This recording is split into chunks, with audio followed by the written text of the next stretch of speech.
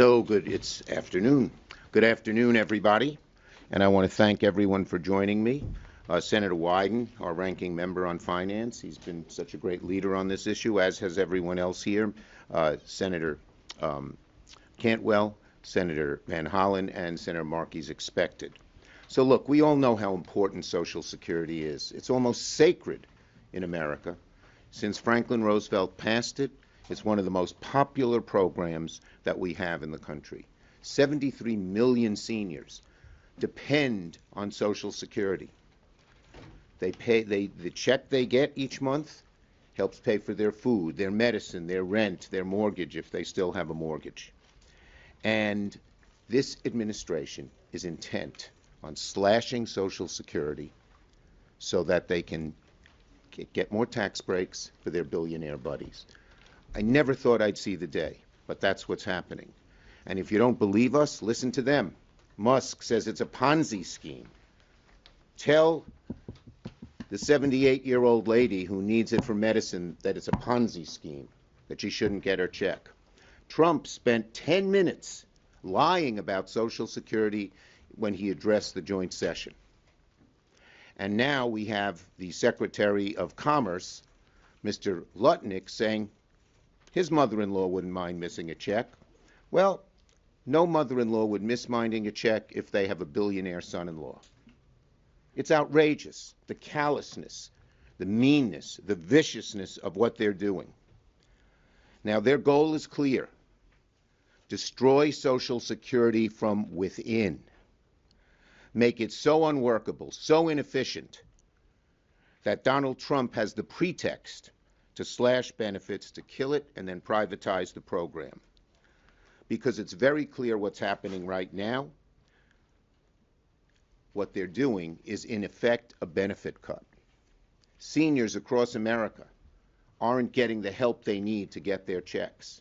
They're closing offices. I believe they intend to close 60% of all the Social Security offices. The citizens in Chemung County in New York and Elmira, I just was speaking to them, were outraged that they're closing that office. They're closing the White Plains office, which 200,000 people come to every year. And what is the intent? Kill Social Security by strangling it, by not letting it work, by making it so that it's impossible for people to get their help and their benefits. 7,000 workers being laid off. You know what that means? Some people could wait up to 3 years to get their benefits. That's what they're doing. And it is simply outrageous. The acting commissioner, handpicked by DOGE, said Musk's claims of fraud are false. And Musk, by the way, at one point said, let's eliminate it. They've revealed their true colors. Trump and Musk are just eroding the American dream. They're rigging the system for billionaires while stealing from the elderly, from the disabled, to cut taxes for their billionaire club.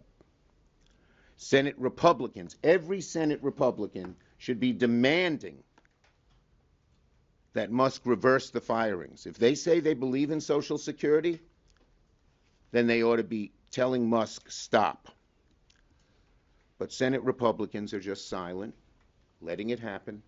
They're afraid of Trump.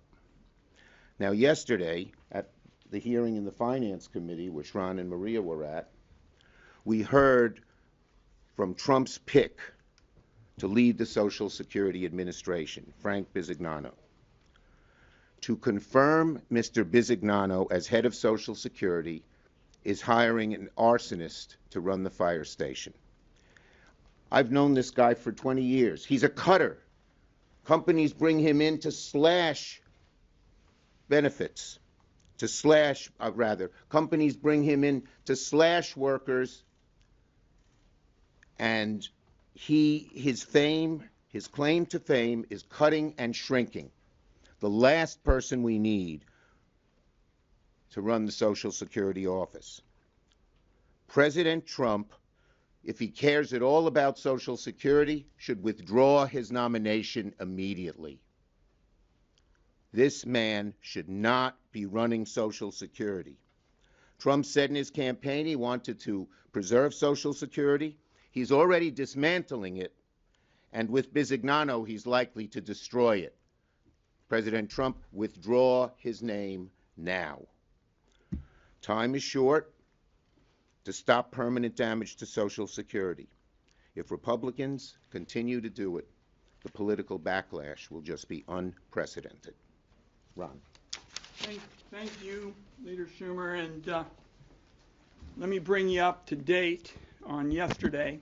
The Finance Committee and the American people yesterday saw a gobsmacking performance by the nominee to run Social Security. As Donald Trump and Elon Musk and their cronies rampage through Social Security, disrupting customer service for seniors and Americans with disabilities and threatening their earned benefits, we heard truly ominous testimony from the nominee to run this program. Americans want to see some reassurances that a steady hand would be put in place to right the ship and to make Social Security drama-free. Instead, this nominee, Frank Bisignano, lied to the Senate Finance Committee about his involvement with DOGE since his nomination in December. Here's what happened. A whistleblower reached out to my staff, and their testimony shows that the nominee appears to be the puppet master behind the chaos at Social Security. Last night, after the hearing, the Washington Post newspaper spoke to multiple sources and independently verified the whistleblower's account. So this development in the last 24 hours has created a trust gap between the nominee and the American people before he's even in the door. He handpicked DOGE agents and pressured Social Security employees to cut corners to get them on the job faster. He told Social Security staff not to hire anybody without his explicit approval. He was aware of plans to shutter regional offices, close the offices of civil rights, anti-fraud, and modernization. He was aware of DOGE's plans to reduce the workforce by thousands of people. He was also aware of sweeping personal data that DOGE agents were requesting, and that those requests flew in the face of privacy law and agency safeguards to ensure Americans' most valuable personal information is protected. Social Security is effectively the Fort Knox of Americans' private information, banking information, medical records, home addresses, children's names, and more. It is still not completely clear what information DOGE has access to and what they are doing with it. So under this cloud of deception, as the ranking Democrat in the Finance Committee, working very closely with my colleague who's a privacy expert, among other things, I'm of the view the Finance Committee must not proceed with the vote on this nominee. At a minimum, there ought to be a bipartisan investigation into the allegations. And if that confirms what the whistleblower has told my staff, as I believe it will, this nominee ought to withdraw. My Republican colleagues here have an opportunity to prove they simply won't tolerate being lied to at the Senate Finance Committee. The stakes are too high for seniors and Americans with disabilities who are terrified of losing their earned benefits. And thank you. Who would you like to go next? Senator Cantwell. Thank you, Senator Schumer, Leader Schumer. Thank you, Senator Wyden. I'm good to be here with my colleague, Senator Van Hollen. Social Security is a contract between citizens and their government so they can retire with dignity. 1.4 million people in the state of Washington want that right of what they sacrificed and paid in to have that retirement. But what have they gotten out of the Trump administration? The Trump administration has taken many steps to undermine Social Security. First, cutting the workforce, then trying to cut offices, then coming up with a suggestion that you should re-register to even qualify for Social Security. Is that any way to meet the contractual obligation our government has to help people have a minimal amount of dignity in retirement? But no, instead, this administration is trying to claim fraud. We heard the President of the United States go on and on at the State of the Union about fraud. Well, Mr. President, it is your billionaire cabinet and DOGE leader that are defrauding the American public from their right to retirement with Social Security. One of my constituents had the unfortunate mishap of being claimed dead. Literally, they said he was dead and should not get a Social Security check. Not only did he have to go back down to the office in Seattle to try to reclaim his check and stand in line for hours and hours, he found out that they had clawed back his previous Social Security checks from January and December. So why does my constituent have to live through what is just a barrage of DOGE people trying to claim fraud when he can't even get his own retirement? Mr. Johnson said the Social Security Administration needs more resources, not less resources. If you have a contractual obligation to give them their check that they paid into, then give it to them in a timely basis. And Secretary Lutnick's ridiculous idea that somehow that a senior, I guess he is so out of touch with the American people that he doesn't understand that people are depending on that for a lifeline. And yet he thinks they can wait months and months to find out, and he's helping empower an organization that is clawing back the checks out of people's bank accounts when they desperately need it for food and medicine. I hope this administration will pay attention to these obligations and understand that they are advocating for undermining of Social Security, undermining people who deserve the benefits, and undermining our obligation to help people retire with dignity. Senator Van Hollen. Thank you.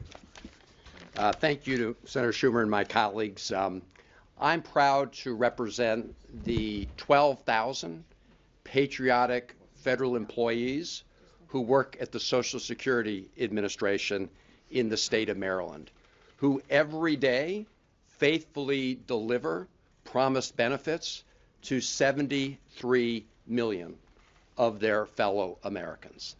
And we need to get some facts straight. This is an organization that runs efficiently. As the former Social Security Commissioner O'Malley has reminded us, Allstate operates at an 11% overhead. Liberty Mutual operates at a 23% overhead. The Social Security Administration, it operates at a 0.5% overhead. Social Security Administration and those employees have never missed a payment. And they're also operating today at a 50-year low in terms of personnel. So this has nothing to do with government efficiency. This has everything to do with the most corrupt bargain in American history.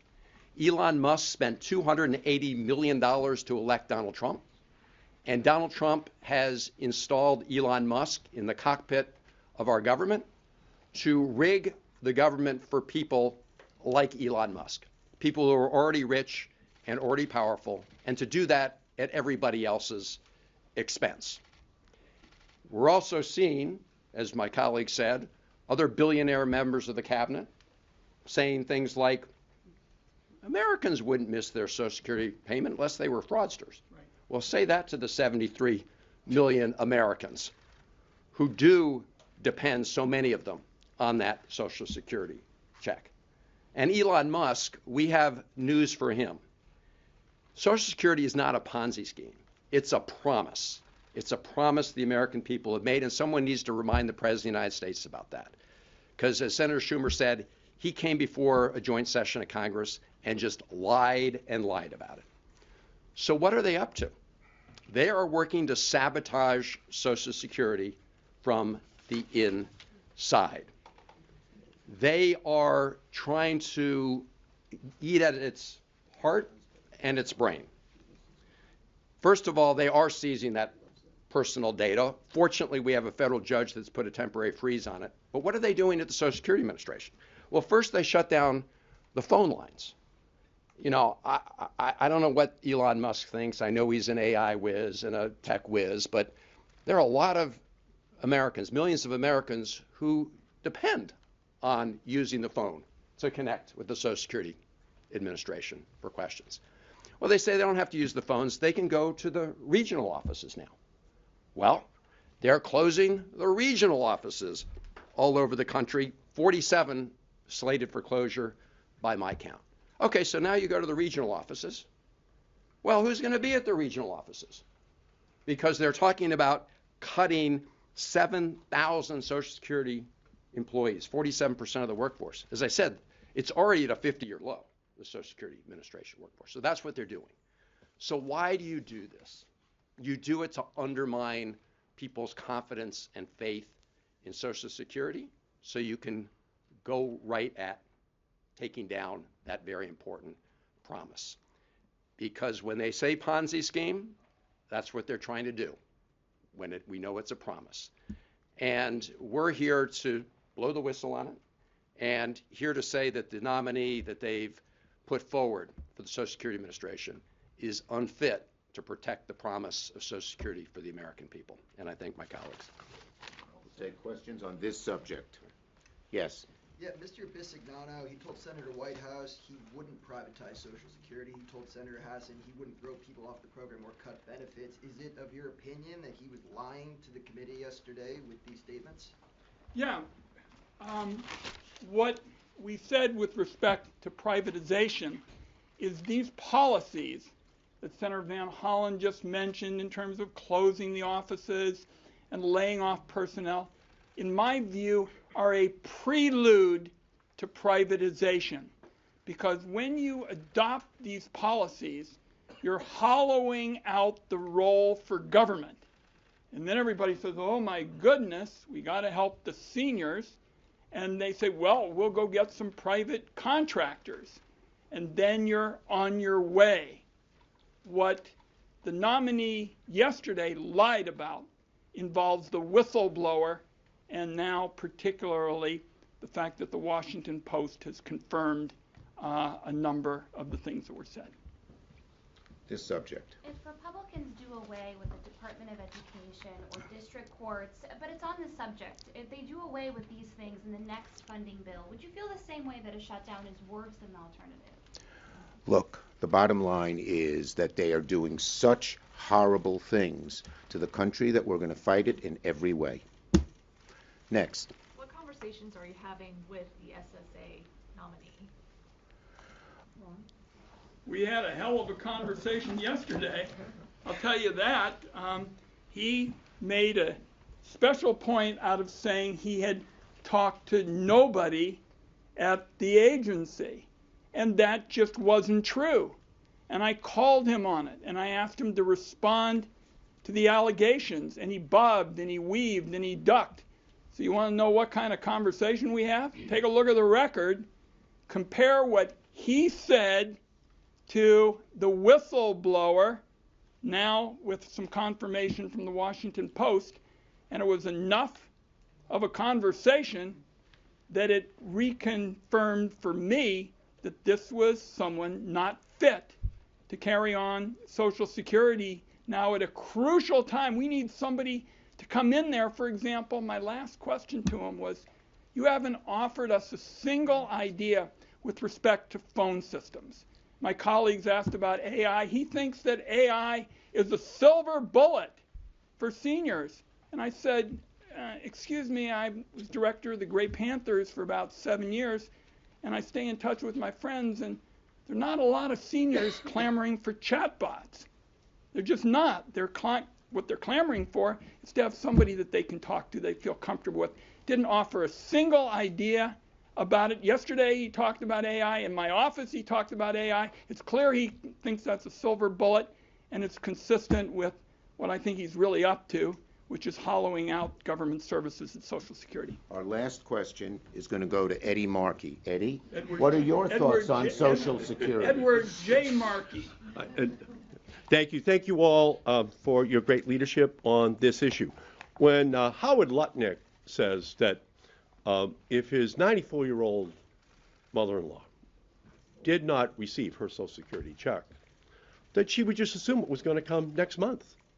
Well, 22 million Americans would go into poverty if they did not get their Social Security check. 22 million Americans would be in poverty. They wouldn't have the money to pay for their food, for their rent. 22 million people.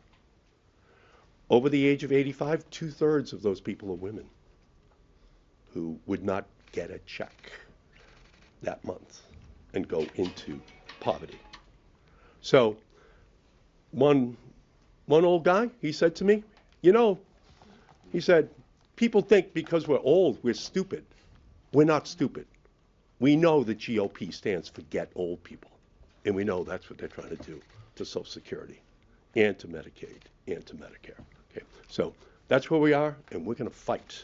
We're going to fight to protect that hard-earned benefit for every one of the 72 million Americans that depend upon it every single month. So thank you, Charlie. Thanks, everybody. Mr. Leader, one more on your letter about the Signal chat. Do you agree? Leader Jeffries also sent a letter to the president yesterday calling for Pete Hegseth to be fired immediately. Do you agree with the leader? He should be fired. I agree he should be fired. Thank you, sir.